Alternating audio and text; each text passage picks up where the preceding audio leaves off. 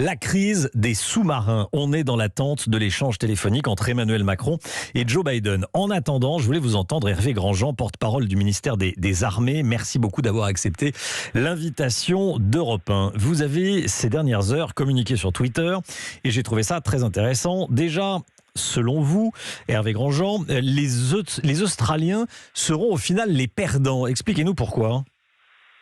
Oui, bonjour monsieur. Nous étions engagés depuis 5 ans avec les Australiens dans un projet de conception et de fabrication de 12 sous-marins.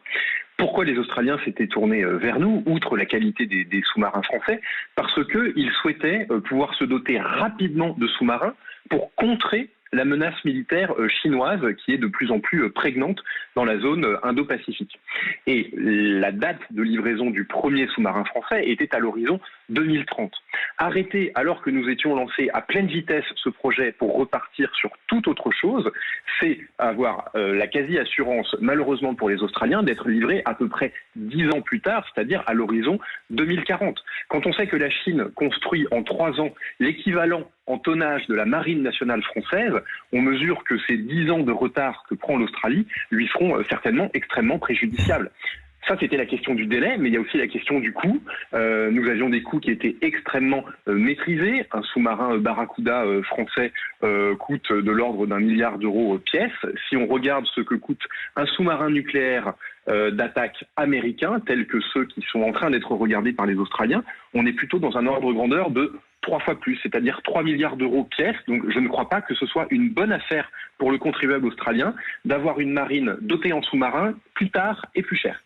Ce que vous dites également, c'est que les Australiens continuaient à négocier avec les Français jusqu'au dernier moment, jusqu'à ces derniers jours. Hein.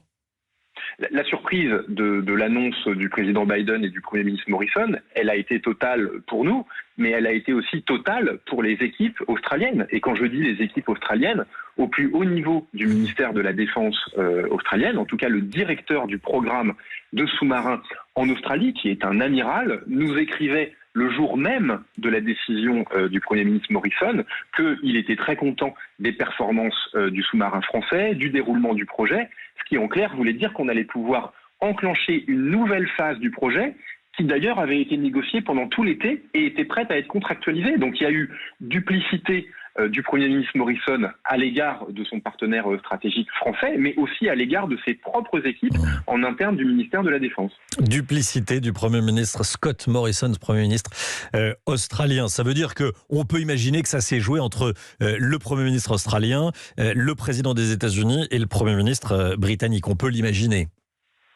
À l'évidence, les discussions ont eu lieu dans un tout petit cénacle, qui n'est pas forcément de bon augure pour la suite du projet pour les Australiens, parce que désormais, ils partent d'une feuille blanche et concevoir et fabriquer des sous-marins nucléaires, ça ne se fait pas à 2 ou 3, ça se fait à des milliers, des dizaines de milliers de personnes.